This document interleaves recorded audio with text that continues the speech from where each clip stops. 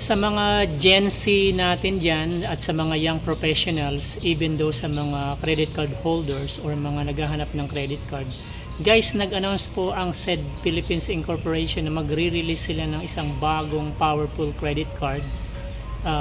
It is a Mastercard Titanium with a premium credit card. According nga dito kay SED, nakapag-obtain na sila ng license to operate bilang isang or kauna-unahang neobank dito sa Pilipinas na mag-i-issue ng credit cards.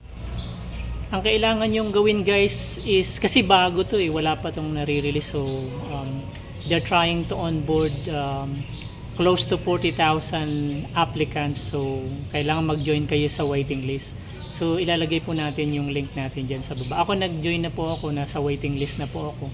Actually nasa more than 38,000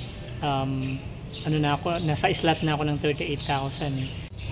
And itong SED Philippines is spearheaded by Daniel Coangco Abraham. At the same time, siya na rin po yung CEO nitong si SED Philippines.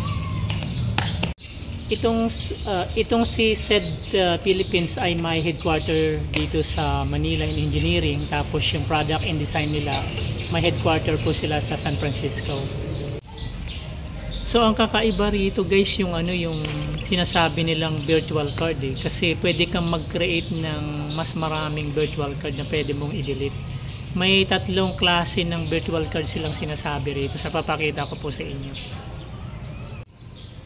So mga idol, mukhang malupit tong credit card na ito. So libre naman, wala naman pong bayad. Mag-join na kayo sa waiting list para makapasok kayo dun sa 40,000. Ito po yung apps na makikita nyo dun sa Play Store. The same thing dun sa website nila. So yun yung itsura ng credit card, diba? Astig. So yan, sa baba tayo dyan, sabi niya the most powerful card you've ever seen. So bakit? Kasi sabi niya dyan, groundbreaking technology. So yan po, sa baba tayo rito, sabi niya rito no interest, no foreign transaction fees, no annual fees, Titanium Mastercard sa isa premium credit card. So unlimited virtual cards, ito yung I guess yung bago sa credit card nito. Tapos yan, data-driven application process, so you can get a fair credit based on your earnings or your future earnings. Ito yung magiging usual na itsura ng virtual credit card. Yan yung may mga yan. Sa inyo yung mga contact information nila. Yan, sa Taguig pala yung office. Puntahan natin, guys, yung frequently asked questions nila. Ito, sa maraming frequently asked questions dito. So lalagpasan po natin yung iba. Tingnan lang po natin yung mga unusual dito. So dito punta tayo dun sa yan, dito sa what is virtual card, why should I use one. Sabi niya rito, each virtual card has its own card number, so kakaiba siya. May tatlong uri ng virtual card sila na sinasabi. Yung una yung burner card na you can purchase one time, so pwede nyo i-delete yung card na virtual card na yon. And then sunod yung subscription card. So ito yung subscription dun sa mga nagpa-purchase online ng subscription, like yung BPN, diba, monthly subscription or internet online. So yun, pwede kayo mag-create ng sariling virtual card na pwede nyong i-delete and lock. So pwede kayo mag-assign. And then yung pangatlo is yung merchant card. Yung merchant card is ginagamit mo lang sa actual merchant or company, like if you purchase yours with Nike, so pwede kayo mag-create ng own virtual card dun lang para sa Nike. So pwede sa Adidas or pwede sa Lazada. Tingnan po natin tong question na to, how does SED make money? Sabi niya rito, as a credit card issuer, SED receives portion of network fees on each purchase. So kasi nga wala siya mga fees and interest, diba? So, pero nakaka-receive siya ng bayad dun sa portion of network fees kada purchase natin. Hindi po yan na-charge sa atin, sa merchant po yan. And then yung isang question pa rito, guys, what happen if you don't pay? Sabi niya rito, kung magkakaroon ka ng late payment, i-propose or i-hold ni SED yung credit card mo. So hindi mo siya magagamit, pero may access ka dun sa apps nila. So dapat di ka malate. Ito naman po kung paano mag-join dun sa waitlist nila, kasi dyan sa baba ng apps mayroon nakalagay join waitlist. Pag clinic po nyo yan, lalabas po yung form, so magpipill out kayo ng form dito.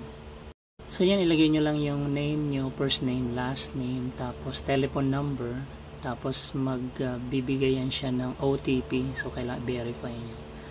Tapos click nyo lang yung continue dyan, tapos antayin nyo lang yung OTP. So enter nyo lang yung OTP nyo, tapos lalabas na po kung anong position kayo. Yan, 38,732 position ko on the waiting list. So yan guys, sobrang layo ko ng position ko sa waiting list, pero pwede po kayong mag-climb up. Sabi niya dyan, mag-invite lang kayo ng friends. Ayan yung code. So magka-climb up or magja-jump up kayo ng around 400 spot. So dito guys, every referral na mai-introduce nyo is additional 400 spots. So pag mas marami kayong referral, magka-climb kayo ng 400 every referral po. Tapos kung nalagyan nyo ng phone number or type of mobile phone, yung current address nyo, and magka-climb up kayo ulit, magja-jump up kayo ng another 50 points. So yan, nagsimula ako sa 38,700 plus. So makikita yan pag inumpleto ko yung mga information na yan. So yan, nasa 482 na. So mag-i-end up ako rito ng 38,432 positions ko sa waiting list. And guys, kung hindi pa po kayo nakasubscribe sa channel natin, huwag niyo pong kalimutang mag-subscribe dyan sa baba, and i-click nyo na rin po yung bell notification para ma-notify kayo or ma-update kayo kung may mga bagong video tayo na ilalabas. And maraming salamat nga pala guys sa support and for watching this video. I hope to see you next time.